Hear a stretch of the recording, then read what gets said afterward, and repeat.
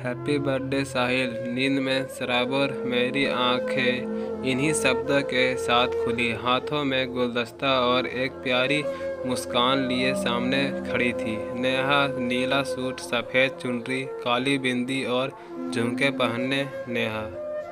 मैं उसे एक पल देखता ही रह गया। कितनी सुंदर लग रही थी। उसने आगे बढ़कर मुझे गुलदस्ता दिया और मुस्कुराते हुए मैंने उसे शुक्रिया कहा। मेरा जन्मदिन तुम्हें याद था? मैंने पूछा। बिल्कुल। हमारी शादी की सालगिरह के ठीक 6 महीने बाद तुम्हारा जन्मदिन आता है। वैसे भी मुझे सब याद रहता है। तुम्हारी तरह नहीं हूँ कि हर चीज़ याद दिलानी पड़े, नेहा ने शरारती अंदाज में कहा। इससे पहले मैं कुछ कहता वह फिर बोल पड़ी। सुनो, मैंने इडली सांभर, लस्सी, ब्रेड रोल और रसमलाई बनाई है तुम्हारे लिए, वह भी सुबह जल्दी उठकर। इसलिए जल्दी बाहर आ जाओ और सुन लो। जैसी भी बनी हो तारीफ करनी पड़ेगी। किसी जीते हुए योद्धा की भांति उसने मुझे छेड़ा और हंसते हुए बाहर चली गई। ऐसी ही थी मेरी नेहा। शादी के बाद विदाई के समय उसकी आंखों में आंसू देखे थे। उसके बाद मैं कभी भी समझ नहीं पाया कि कोई इतना खुश कैसे रह सकता है अपने आसपास, जहां हर आदमी अपनी छोटी समस्या में भी दुखी दिखाई पड़ता है। वही नेहा अपनी सभी परेशानियों में भी हर दिन और चुलबुली होती गई। उसके अंदर पत्थर को भी हंसाने की ताकत थी। उसके लिए असीम प्रेम और इज्जत का भाव के लिए मैं दफ्तर के लिए तैयार हो गया और बाहर पहुंचा। नेहा मेज पर बैठी अपने फ़ोन पर कुछ लिख रही थी। मेज को उसने कितने करीने से सजाया था। उसने मुझे देखा और एक तंज दाग दिया। कितनी देर से इंतज़ार कर रही हूँ, बहुत भूख लग रही है और तुम इतनी देर से आ रहे हो। तुमने अभी तक कुछ नहीं खाया? पर क्यों? मैंने पूछा। वह बस मुस्कुरा दी और मेरी थाली में इडली परोसने लगी। तुम्हें क्या तोहफा चाहिए? शाम को दफ्तर से लौटते समय लेकर आऊँगी, उसने मुझसे पूछा।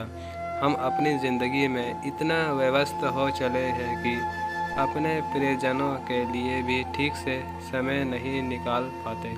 नेहा के जवाब में मैंने कहा, मैं तुम्हारा थोड़ा समय मांगता हूँ। आज शाम कहीं बाहर चलते हैं, साथ साथ सिर्फ हम तुम।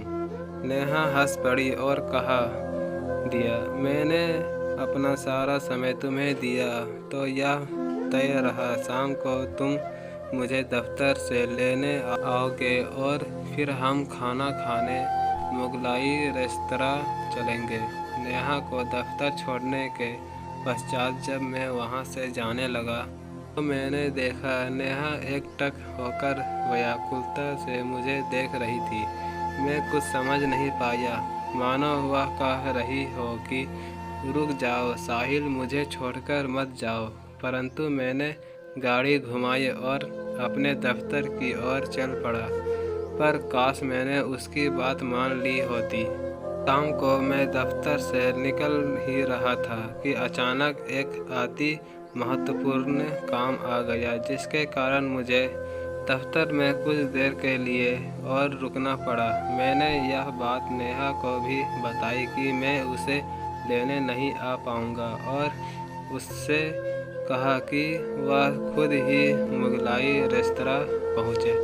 मेरे नेहा को यह बात बताने के बाद वह कुछ बोली नहीं और न ही संपर्क काटा। उसने बस इतना कहकर अपना ब्राह्मण भाषा रख दिया, ठीक है, पर इसकी सज़ा मिलेगी तुम्हें। कुछ अंतराल के बाद मैं उस रेस्तरां में पहुंचा।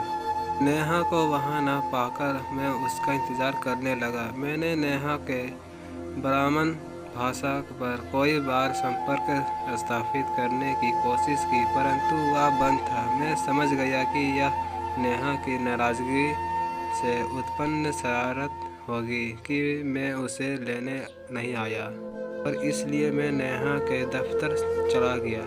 वहाँ मुझे पता चला कि नेहा 2 घंटे पूर्व ही वहाँ से निकल चुकी थी। मैंने गाड़ी घुमाई और दोबारा रेस्तरां की तरफ बढ़ चला। रास्ते में राहगीरों को देखता जा रहा था कि यहाँ दिख जाए, पर वह नहीं मिली। कुछ घबरा गया क्योंकि कई बार नेहा मुझसे नाराज हुई थी, किंतु वैसा व्यवहार उसने कभी नहीं किया था। नेहा का फ़ोन अभी भी बंद था। मुझको लगा कि शायद नेहा घर चली गई हो, इसलिए मैं भी घर चला गया। घर बंद था और नेहा अभी तक घर भी नहीं पहुंची थी। रात्रि के 9 बज चुके थे। नेहा बिन बताए इतनी देर तक कभी भी घर से बाहर नहीं रही थी। मेरा दिल गले को आ रहा था, परंतु मैं यही सोच रहा था कि नाराज़गी में मुझे परेशान करने के लिए वह किसी सहेली के घर चली गई होगी और अपने ब्राह्मण भाषा को बंद कर दिया होगा। सुबह खुद ही आ जाएगी, पर यह कोई तरीका नहीं होता है। इस बार उसने अच्छा नहीं किया। ऐसा कैसा मजाक कि सामने वाले की जान ही सूख जाए। उस रात में सवान निंद्रा ही ले पाया। हर थोड़ी देर के अंतराल पर मेरी नींद खुल जाती थी। सुबह 6 बजे मेरा फ़ोन बजने लगा। फ़ोन नेहा का ही होगा, ऐसा मानकर मैंने फ़ोन उठाया। सामने से आवाज़ आई, मिस्टर साहिल। मैं डर गया और उस अनजान आवाज़ के बारे में पूछने लगा। मेरा नाम इंस्पेक्टर देवेंद्र कुमार है। मुगलाई रेस्तरां के पास जंगल वाली सड़क पर हमें नेहा नाम की लड़की बेसुध हालत में मिली है। आपका नंबर उनके फ़ोन से ही मिला। हम उन्हें नागरिक अस्पताल ले जा रहे हैं। आप भी जल्द पहुंच जाइए। मेरे पैरों तले ज़मीन खिसक गई। मेरा शरीर इस त्रासदी का भार सह न पाया और सुन्न पड़ गया। मेरा मन शून्य की दशा में चला गया। किसी तरह हिम्मत जुटाते हुए मैं अस्पताल पहुंचा। इंस्पेक्टर साहिब, मैं साहिल, नेहा का पति। मैं बोला, तो आप आ गए साहिल जी। इंस्पेक्टर देवेंद्र कुमार ने जवाब दिया, आपकी पत्नी बहुत भाग्यशाली। इतनी सुनसान सड़क पर भी कुछ लकड़हारों ने इन्हें देख लिया और हमें बता दिया, वरना कुछ भी हो सकता था। नेहा के साथ जोर जबरदस्ती की कोशिश की गई है। वह इस समय कमरा संख्या 10 में है। जाइए, आपकी ज़रूरत है उन्हें। मैं दौड़ता हुआ इस कमरे में पहुंचा और नेहा को देखते ही पत्थर बन गया। गीले कपड़ों में नेहा बिस्तर पर लेटी थी। तमाम मशीनें और डॉक्टर यही बता रहे थे कि वह खतरे से बाहर थी।